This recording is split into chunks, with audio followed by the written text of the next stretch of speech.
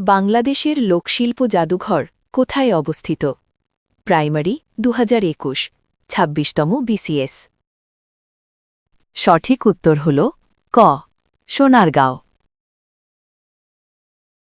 বাংলাদেশের প্রথম ইপিজেড কোথায় স্থাপিত হয়?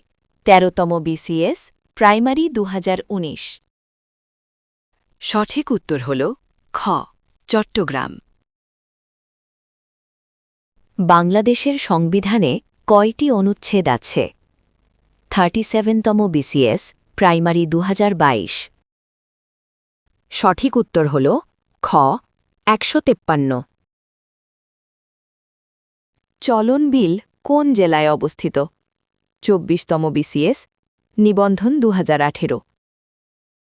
সঠিক উত্তর হল ক নাটোর ও পাবনা।